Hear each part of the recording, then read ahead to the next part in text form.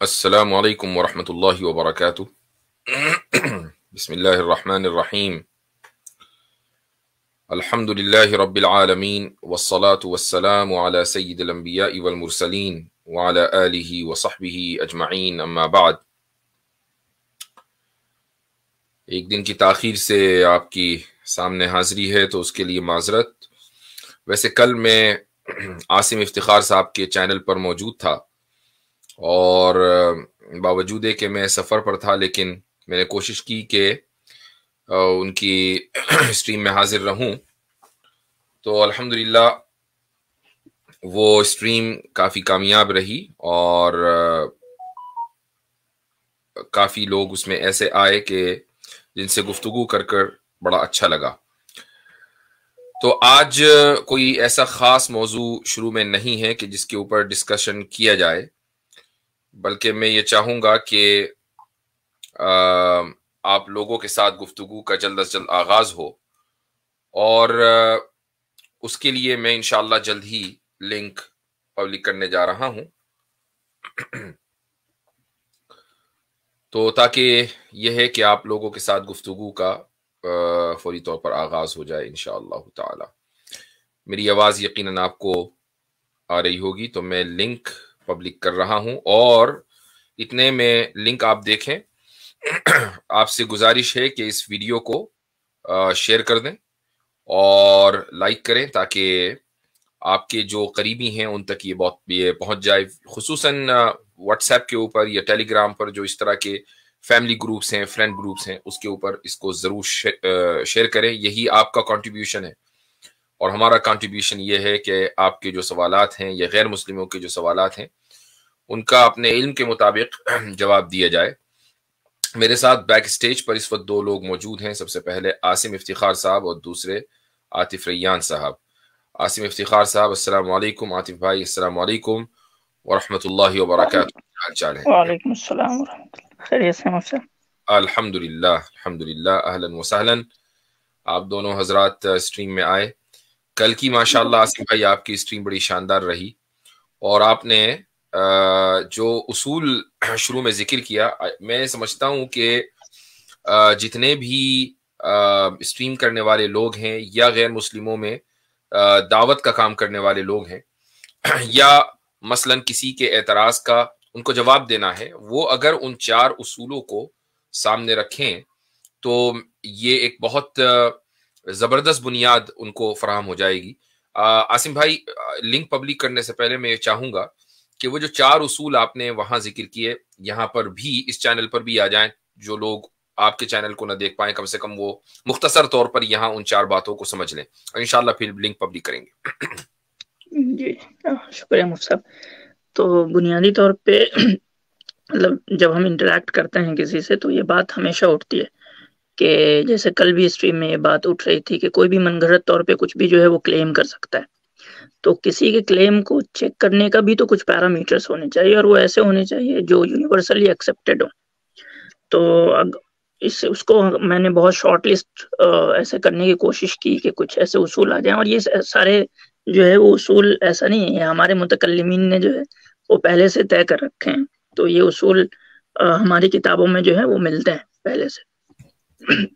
تو اس میں جو سب سے پہلا اصول ہے کہ اگر کوئی انسان یہ دعویٰ کرتا ہے کہ یہ جو میرا میسج ہے وہ اتنا پرانا ہے، تو اس کی اوتھینٹسٹی چیک کی جانی چاہیے سب سے پہلے، کیونکہ اگر وہ جو کلیم ہے فار ایگزامپل کہ کسی چیز کے بارے میں کہ یہ گوتم بدھ سے ریلیٹڈ ہے، اور وہ کلیم ہی ثابت نہیں ہو کہ یہ گوتم بدھ سے ریلیٹڈ ہے، تو پھر آگے اس کو انٹرٹین کرنے کا کوئی مطلب نہیں ہے، کیونکہ یہ اپنی کلیم میں ہی جو ہے یہ اوتھینٹک نہیں ہے اپنے فرسٹ اسٹیج میں۔ اور اگر کوئی انسان یہ ثابت کر دے کہ وہ اوتھینٹک ہے، فار ایگزامپل سکھزم کے بارے میں کہہ سکتے ہیں کہ وہ ایک بہت ابھی جو ہے وجود میں آئی ہے 100-200 سال پہلے، تو اس کی بہت ساری چیزیں جو ہے وہ ٹریس کی جا سکتی ہیں ہسٹوریکلی، فار ایگزامپل سب چیزیں تو نہیں، کچھ چیزیں کی جا سکتی ہے، تو کیا وہ چیزیں اگر وہ پروف ہو بھی جاتی ہے اس کی اوتھینٹسٹی، تو کیا وہ اپنے آپ میں کنسسٹنٹ ہے؟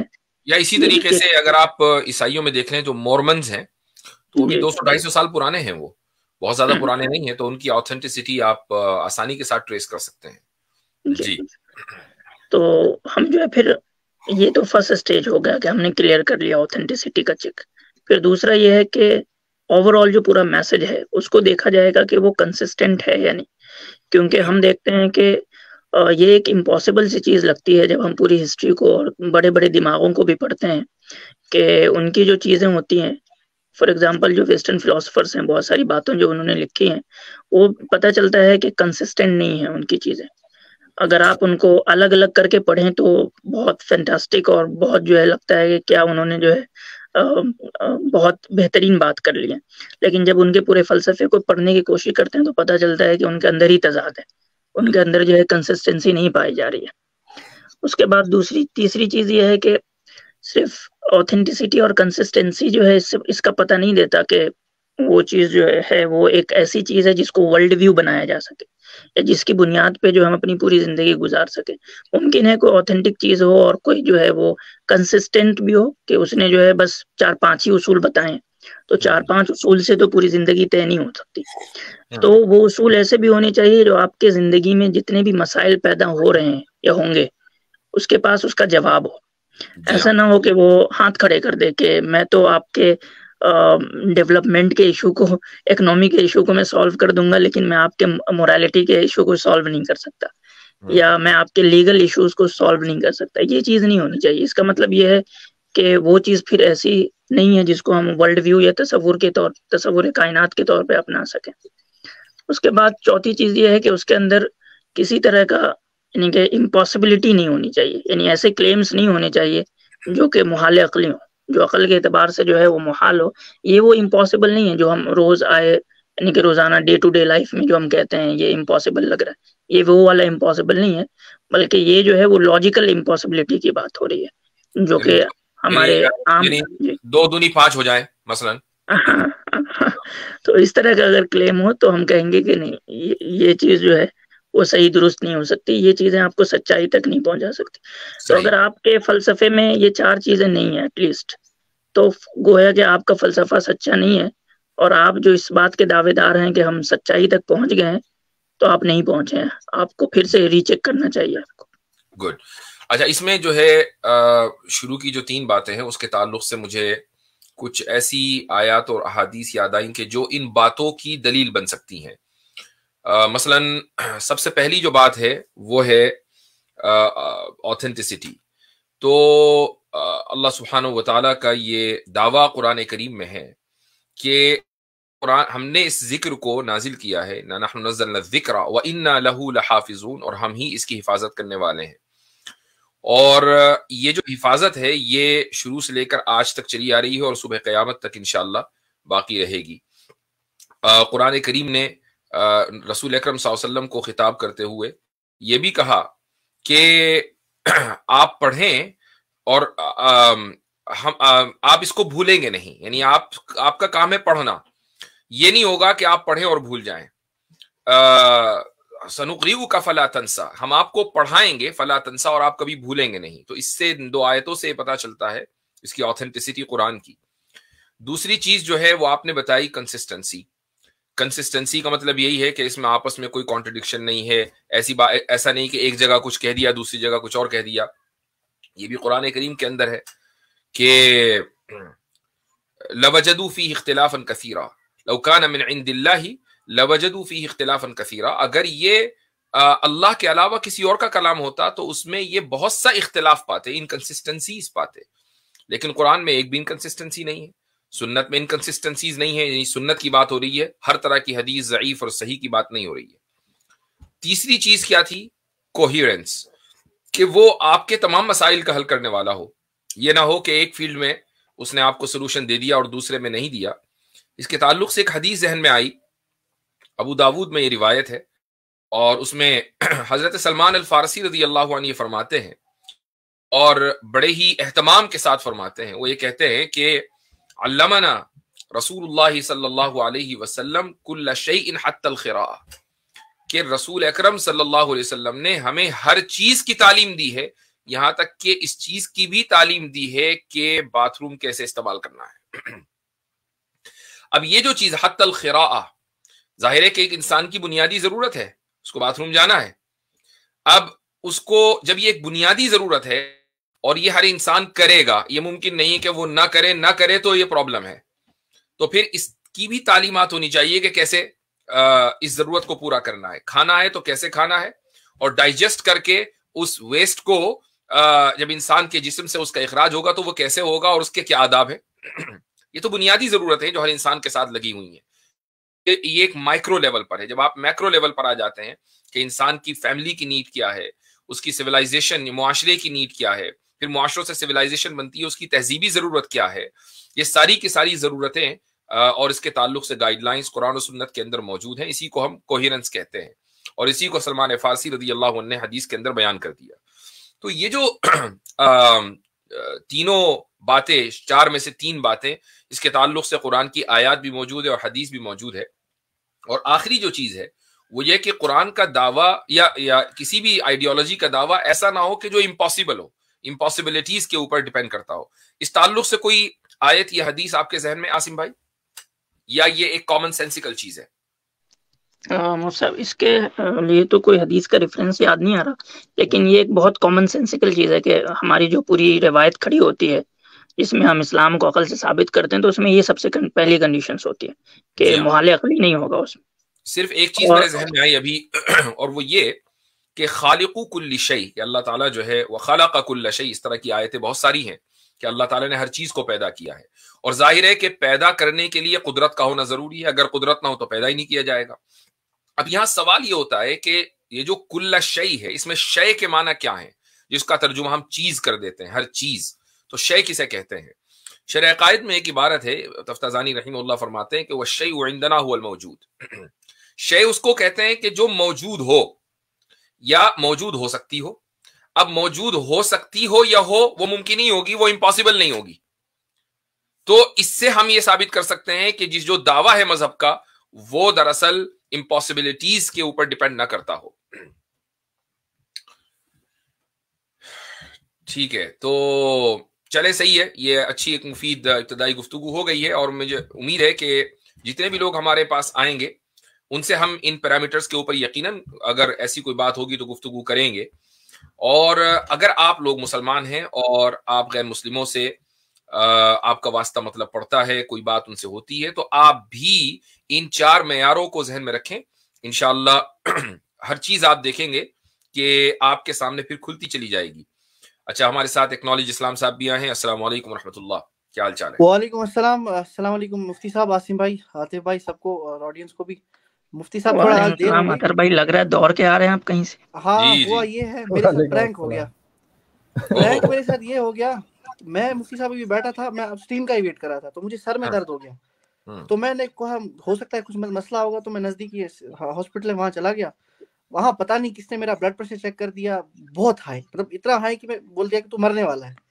پھر میرا ای سی جی، میرے بڑا ٹیسٹ وغیرہ ہوئے، بعد میں جب مین ڈاکٹر آیا، جب اچھا، اس نے ایک ٹیسٹ بات کیا، بتائیے، پرینک تو اب ہوگا آپ کے ساتھ، یہ بتائیے سر میں درد میں ہاسپٹل کون جاتا ہے؟ یہ میں آپ کو بتاؤں نا، اصل میں مسئلہ یہ ہے، کچھ دنوں سے ہارٹ اٹیک وغیرہ کے کیسز ہے نا، تو میں ڈر تھوڑا لگتا ہے۔ اچھا، اس آپ وجہ تو سے جوان آدمی ہیں۔ پھر بھی مطلب ہوتا ہے نا آج کل، کیونکہ آج کل جوانوں میں ہی ہے کہ 10 چیزیں پھیلی ہیں کہ یہ ہے، ہاں، وہ یہ ہے، بات تو خیر ہے، اسی لیے بہتر ہے prevention is better than cure. ہاں یہ بات صحیح ہے۔ چلیے خیر، اللہ تعالیٰ آپ کو صحت و سلامتی کے ساتھ رکھے۔ آمین آمین سب کو۔ اچھا جی، تو اب ہم لنک میں پیسٹ کر رہا ہوں، یہ آپ کے پاس آ گیا۔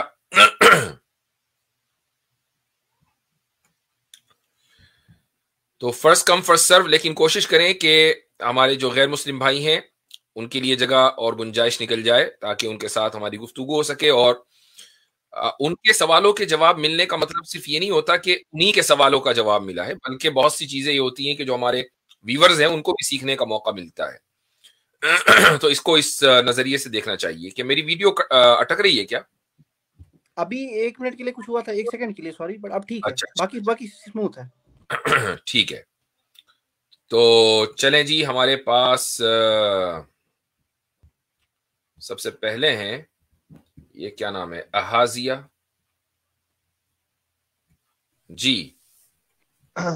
آواز آ رہی ہے مفتی صاحب میری؟ ہاں جی، آ رہی ہے۔ ٹھیک ہے، سلام پیش کرتا ہوں آپ کو اور عاصم بھائی کو، عاطف بھائی کو، سب کو۔ وعلیکم السلام۔ یہ نام کا کہ پیچھے کیا راز ہے ذرا یہ بتائیں، یہ کیا کس طرح کا نام ہے احازیہ؟ جی احازیہ، یہ میں کرسچین ریورٹ ہوں، میں نے اراؤنڈ 5 months پہلے ایکسیپٹ کیا۔ کرسچینٹی ایکسپٹ کی؟ نہیں، لائک مسلم ریورٹ ہوں، کرسچینٹی سے آپ اسلام میں آئے ہیں؟ اچھا ماشاء اللہ۔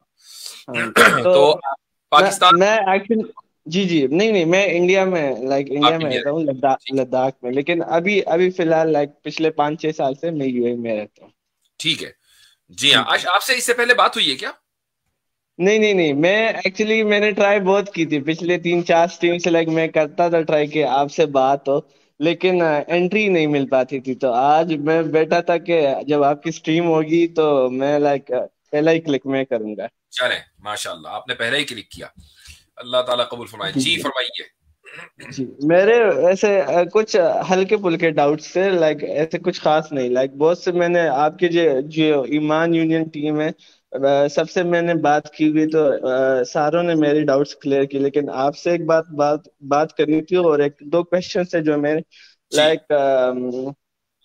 ایک تو یہ سیکٹزم پہ جو بات ہوتی ہے نا، شیعہ سنی، تو اسلام میں آتا ہے کہ کافر نہیں جا سکتا، تو جیسے پروفٹ محمد صلی اللہ علیہ وسلم نے کہا تھا کہ 73 گروپ میں سے ایک جائے گا، یا 73 سیکس میں سے ایک گروہ جائے گا، تو جو باقی ہو گئے وہ بھی جو ہندو یا جو ادر نان مسلم ہیں ان کی طرح کافر ہو گئے، اور ان کا چانس بالکل ختم ہو گیا ہے کیا؟ نہیں ایسا نہیں ہے۔ دیکھیں جہنم میں جا کر واپس نہ آنے کا صرف ایک معیار ہے، یا اس کی ایک وجہ ہے، اور وہ وجہ ہے کفر، کہ ایک آدمی کفر کی حالت میں مرا تو اب عقیدہ یہ ہے کہ وہ جہنم میں جائے گا اور وہاں سے واپس نہیں آئے گا۔ لیکن اگر ایک آدمی ایمان کی حالت میں مرا، کفر کی حالت میں نہیں، لیکن اس کے گناہ ہیں، وہ گناہ چاہے اس کے عمل سے ریلیٹ کرتے ہوں یا اس کے عقیدے سے ریلیٹ کرتے ہوں، مثلا وہ بدعتوں کے اندر ملوث ہے وغیرہ وغیرہ، تو اب اس بات کا امکان ہے کہ اس کو سزا دی جائے۔ ٹھیک ہے، میں نے کیا لفظ بولا؟ اس بات کی پاسبلٹی ہے کہ اس کو سزا دی جائے، اس کے باوجود اللہ تعالیٰ اپنے فضل سے معاف کر دے، وہ ایک الگ مسئلہ ہے، لیکن اس کو سزا دی جا سکتی ہے، اور وہ جو سزا دی جائے گی وہ ہمیشہ کی نہیں ہوگی، وہ کچھ دنوں کی ہوگی، وہ کتنے دنوں کی ہوگی یہ اللہ تعالیٰ بہتر جانتا ہے، یہ ہم نہیں جانتے۔ ٹھیک ہے، اچھا اب رہی یہ بات کہ جن کو ہم اہل سنت کہتے ہیں، تو ان کے بارے میں یہ بات طے ہے کہ ان کو عقیدے کا کوئی مسئلہ نہیں ہے۔ ٹھیک ہے، عقیدے میں وہ بالکل ٹھیک ہے۔ اب جب عقیدہ بھی ان کا بالکل ٹھیک ہے تو ظاہر ہے کہ اس کے تعلق سے ان کو سزا بھی نہیں ملے گی۔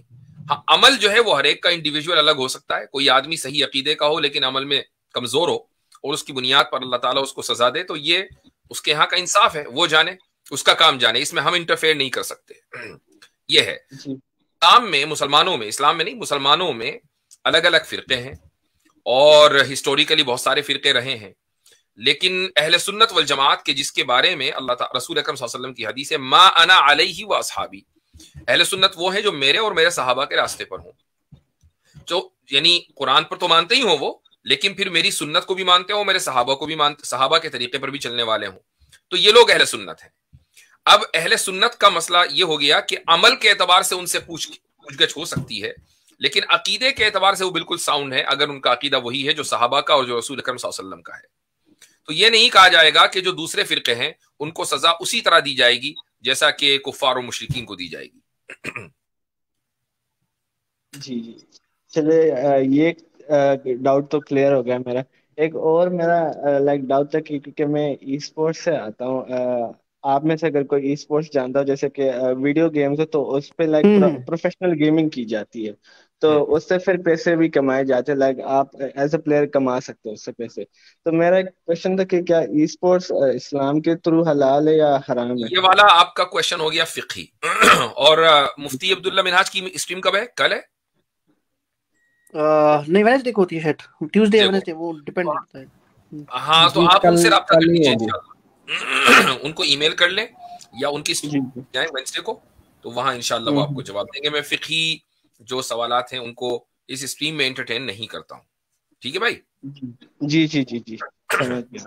اور ایک لاسٹ بس ایک لاسٹ کلیئر کروانا تھا کہ یہ زورو ایسٹرینز جو ہے نا ان کے بارے میں اسلام لائک کیا کہتے ہیں؟ کیونکہ میں نے قرآن کی ایک آیت دیکھی تھی جہاں پہ کرسچین، جیوز اور زورو ایسٹرز کے بارے میں لائک بولا گیا تھا، تو ان کے بارے میں اسلام کیا کہتا ہے؟ لائک میں سمجھ نہیں پایا تھا، اس لیے قرآن نے جہاں یہود اور عیسائی کا تذکرہ کیا ہے، بہت سی آیتوں میں مجوسیوں کا بھی تذکرہ کیا ہے، اور مجوسی کے بارے میں یا مجوسیوں کے، اور اسی طرح سابئین، چوتھا گروپ ہے سابئین. تو مجوسیوں کے بارے میں یہ بات ہے کہ بھئی وہ فائر ورشپرز ہیں. اب اگر زوراسٹرینز فائر یعنی آگ کی پوجا کرتے ہیں تو پھر وہی مجوسی ہیں. کچھ لوگ کہتے ہیں کہ نہیں، سابئین سے مراد زوراسٹرینز ہیں، لیکن بہرحال یہ مفسرین کے الگ الگ اقوال ہو سکتے ہیں. ڈیپینڈ یہ کرتا ہے کہ زوراسٹرینز کی جو ریلیجس پریکٹس ہے وہ کیا ہے. اگر آگ کی عبادت کرنا ان کی ریلیجس پریکٹس ہے تو پھر وہی مجوسی ہیں. جی، جیسے جیزس کو اسلام ایکسیپٹ کرتے، موزس کو اسلام ایکسیپٹ کرتے، تو میں کہہ رہا تھا کہ ان کے پروفٹ کو اسلام ایکسیپٹ کرتے یا نہیں؟ جتنے بھی پروفٹس ہیں، اسلام ان تمام پروفٹس کو جو رسول اکرم صلی اللہ علیہ وسلم سے پہلے آ گئے ہیں ان کو ایکسیپٹ کرتا ہے. لیکن کچھ پروفٹس کا نام ہمیں معلوم ہے، کچھ کا نہیں معلوم. جن کا نام ہمیں معلوم ہے ان کے اوپر نام بنام ایمان لانا ضروری ہے، اور جن کا نام ہمیں نہیں معلوم ہے اب ان کے بارے میں ہم یہ کہہ سکتے ہیں کہ بھئی جتنے بھی پروفٹس ہیں، ہم کسی کو یہ نہیں کہہ سکتے بھئی فلاں پروفٹ ہے، کیونکہ ہمیں پتہ نہیں کہ وہ ہے کہ نہیں ہے. جی جی جی. تو لائک جو کرسچینٹی میں پروفٹس ہوں گے لائک اراؤنڈ 60+ ہے، تو اسلام لائک قرآن میں اتنے نہیں ہے، لائک اتنے نام نہیں ہے. تو کیا جو نام کرسچینٹی میں دی گئی ہے، تو کیا ایک گنجائش بن سکتا ہے کہ ہم ان کو جو کرسچن ٹیکسٹ ہے، ریلیجس ٹیکسٹ، اس کے بارے میں ہمارا جو عقیدہ ہے وہ یہ ہے کہ ہم نہ تو ان کو ویریفائی کر سکتے ہیں نہ ان کو ڈینائی کرتے ہیں. ویریفائی اس لیے نہیں کر سکتے کہ وہ آتھینٹک نہیں ہے. ابھی ہم نے جو اصول بیان کیا، آتھینٹسٹی کا مسئلہ ہے سب سے زیادہ. تو جب وہ آتھینٹک نہیں ہے تو جو نام کرسچینٹی میں کچھ پروفٹس کے ملتے ہیں اور وہ نام اگر اسلامی ٹیکسٹ میں نہ ہو تو ہم ان کے بارے میں یہ نہیں کہہ سکتے یقین کے ساتھ کہ یہ پروفٹ تھے، یا یہ بھی نہیں کہہ سکتے کہ نہیں تھے. اس تعلق سے ہم خاموش رہیں گے. اور ایک لاسٹ بات مفتی صاحب میں کے بعد جانے والا ہوں، جیسے ایک لاسٹ ڈاؤٹ کلیئر کروانا تھا. لوگ ہمیشہ کہتے کہ لائک حضرت عیسیٰ جن کو جیزس کرائسٹ انگلش میں کہا جاتا ہے، اور باقی لوکل جو ہوتے ہیں وہ یشو کے نام سے پکارتے، تو یہ جو پروفٹ کا نام ہوتا ہے یہ لائک اللہ نے وتھ ٹیکسٹ کیوں چینج کر دیا؟ لائک ارمیک میں اس کا ڈفرینٹ نیم ہے، جبکہ عربک میں یہ کنورٹ کر کے عیسیٰ بن جاتا ہے. یہ اللہ نے چینج نہیں کیا، بلکہ یہ لوگوں نے چینج کیا ہے. اللہ نے ان لوگوں کی زبان میں اپنا کلام نازل کیا ہے، تو ظاہر ہے کہ ان سے اسی زبان میں جس ایریے میں مثلا اب عربی زبان کا انتخاب ہوا قرآن کے لیے، تو عرب حضرت عیسیٰ علیہ الصلوۃ والسلام کو عیسائی کہتے آ رہے تھے، موسیٰ کو موسیٰ کہتے آ رہے تھے، موزز یا جیزس نہیں کہہ رہے تھے. اب اگر مان لیجئے عربی زبان کے اندر عیسیٰ کی جگہ جیزس لکھا ہوتا تو پڑھنے والا جو پہلا مخاطب ہے قرآن کا، جو سب سے پہلا ایڈریسی ہے، وہ وہی اٹک جاتا کہ یار یہ جیزس کون ہے. اب ان کو بتانا پڑتا کہ جیزس عیسیٰ کو کہتے ہیں. تو یہ جو چیز ہے یہ لوگوں کی تبدیلی کی وجہ سے آئی ہے. قرآن اللہ نے تبدیل نہیں کیا، اللہ نے اس کلام میں، اس زبان میں کلام نازل کیا اور ان لوگوں کی سمجھ کے اعتبار سے نازل کیا ہے کہ وہ لوگ اس کو سمجھ جائیں. اگر کسی ایسی ٹرمینالوجی قرآن میں آ جاتی کہ جو عرب نہ سمجھتے تو پھر قرآن کریم محفوظ کیسے رہتا، اس کے معنی کیسے محفوظ رہتے، چونکہ پہلی نسل نے نہیں سمجھا. جی جی جی چلے شکریہ، آپ نے سوالوں کا جواب دے دیا. میں مطمئن ہوں آپ کے جواب سے. اللہ حافظ. اللہ حافظ. السلام علیکم. اچھا، بیک اسٹیج چھوڑ دیجئے. ہمارے ساتھ دوسرے کالر ہیں ہری اوم تت ست. بڑے زبردست نام آتے ہیں. جی بھائی، آپ اسٹیج پر ہیں. السلام. آپ سے شاید بات بھی ہوئی ہے پہلے. ایک سیکنڈ سر، تھوڑی سی میری سیٹنگز مجھے بدلنی ہوگی ذرا سا. ارے پنڈت جی ہیں کیا؟ ہاں سر. جی میرے کچھ سوال ہیں. آپ تو بڑے دن کے بعد آئے ہیں، بڑے دن کے بعد پدھارے ہیں. جی سر، اصل میں آپ کی اسٹریم کی ٹائمنگ 4 سے 8 کے بیچ میں ہو رہی تھی، تو اس وقت میں पढ़ाई में रहता हूँ, तो इसलिए नहीं आ पा रहा था। मंत्रों का जाप 9 करते बजे हैं के या बाद किसी साइंस वाइंस की किताब की पढ़ाई में रहते हैं? नहीं, मैं तो अपने साइंस मतलब क्या, मेरा ज्यादातर जो है यूपीएससी का स्टडी है, तो अच्छा मैं अच्छा उसकी अच्छा, करता हूँ, तो अच्छा, उसमें साइंस भी इंक्लूड हो बढ़िया। जाती है। हाँ जबरदस्त। अभी मैंने किसी ने हाँ, बताया कि आपने कुछ चैलेंज वैलेंज दिया है, आप देवबंद जाने वाले हैं। ऐसा देवबंद? आपने हाँ, चैलेंज दिया, किसने दिया? मैं देवबंद क्यों जाऊंगा सर, मुझे थोड़ा अहले हदीस पसंद नहीं, आता है। मुफ्ती साहब, आपको जो वो कंफ्यूजन हो रहा है ना एथियस्ट पंडित के साथ, ये वो नहीं है। एथीस्ट पंडित नहीं है आप? हाँ जी, नहीं नहीं, मैं नहीं नहीं, मुझे ये कंफ्यूजन हो रहा है कि ये एथीस्ट पंडित है। ठीक है ठीक है ठीक है ठीक है। तो वैसे जी, चले, एथीस्ट पंडित नहीं, वैसे पंडित हैं आप? हाँ सर। हाँ, तो यानी सनातनी है पक्के वाले, एथीस्ट नहीं है। चलिए खैर ठीक है, बहुत अच्छा हुआ आपसे। वैसे मुझे आपसे बात तो हुई थी, अब मुझे समझ में आ गया। आहा, असल में होता क्या है भाई, इतने सारे कॉलर्स होते हैं। आई एम सॉरी, अब मुझे याद आ गया आप कौन है। मेरे साथ आप व्हाट्सएप के ऊपर भी जुड़े हुए हैं, और या बिल्कुल जी जी जी सर। जी जी जी जी, आपका नाम भी मेरे जहन में आ गया। आई एम सॉरी जी। हाँ, जी भाई, कोई ना अब सर। बताइए, हाँ, अब बताइए। सर मुझे एक चीज ये क्लियरली जानना है, क्या जो अल्लाह ताला है वो साकार हैं? साकार मीन्स जैसे आखिरत में हम उनका बॉडी देखेंगे? अल्लाह सुब्हानहू व तआला फॉर्मलेस है, उसकी कोई यानी आप ये नहीं कह सकते कि वो इधर है उधर नहीं, या वो इस जिस्म में है उस जिस्म में नहीं।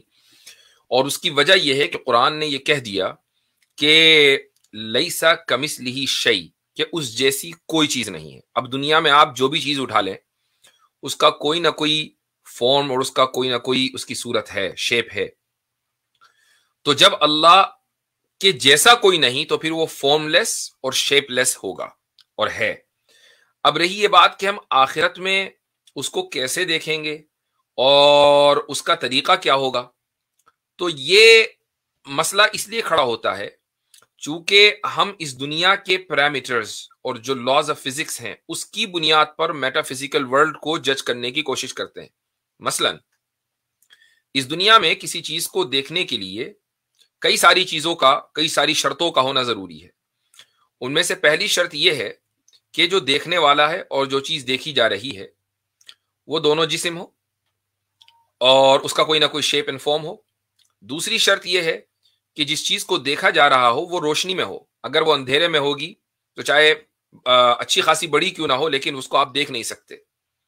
तीसरी शर्त यह है कि वो एक खास डिस्टेंस पर हो, यानी अगर वो इतनी दूर है कि मसलन 4-10-15 मील दूर रखी हुई है, पड़ी हुई है, आप उसको नहीं देख सकते, या वो आपकी आंख से इतनी करीब है तो भी आप नहीं देख सकते, मसलन आप अपनी पलकों को नहीं देख पाते या आंख के अंदर अगर कुछ गिर जाए तो आप उसको नहीं देख पाते, क्योंकि वो डिस्टेंस जो मेंटेन करना चाहिए वो मेंटेन नहीं हो रहा है। और इसी तरीके से वो एक खास डायरेक्शन में हो, अगर वो डायरेक्शन में नहीं है किसी भी, या किसी स्पेस में नहीं है, तो आप उसको नहीं देख सकते। अब ये जो सारी चीजें हैं, ये सारी शर्तें हैं, ये इस फिजिकल वर्ल्ड के लिए एप्लीकेबल हैं। लेकिन जब हम बात मेटाफिजिकल वर्ल्ड की कर रहे हैं, या उस वर्ल्ड की कर रहे हैं कि जहां ये लॉज ऑफ फिजिक्स डिफाई हो जाएंगे, खत्म हो जाएंगे, तो वहां पर ये शर्तें लागू नहीं होंगी।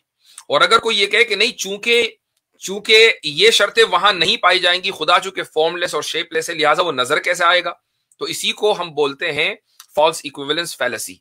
इसी को अरबी में बोला जाता है क़ियासुल गाइब अला शाहिद, यानी अनसीन को ऐसा समझ लेना जैसा कि वो ऑब्जर्वेबल हो, और ये एक फैलेसी है। जी भाई। जी सर, ये तो क्लियर हो गई। मेरा दूसरा सवाल है कि जो ताबीज पहनते हैं, ताबीज, तो ताबीज पहनना तो सर कुफ्र है ना? तावीज में जो लिखा हुआ है अगर वो कुफरिया है तो वो कुफर है, ठीक है। अगर कुरान की आयत लिखी हुई है, मसलन जैसे कि कुरान की आयत ये लिखी है। हुई है, मतलब मैं बता देता हूं, मैं समझ गया आपका सवाल। कुरान की अगर आयत लिखी हुई है तो इस ताल्लुक से हमारे यहाँ यानी मुसलमानों में दो नुक्ता नजर पाए जाते हैं। एक नुक्ता नजर ये पाया जाता है कि चूंकि हदीसों में तावीज लटकाने से मना किया गया है, तो वो हर तरह के तावीजों को शामिल है, और तावीज लटकाना जो है वो शिर्क है। ये एक नुक्ता नजर है। दूसरा नुक्ता नजर ये है कि تعویذوں کو لٹکانے سے اس لیے منع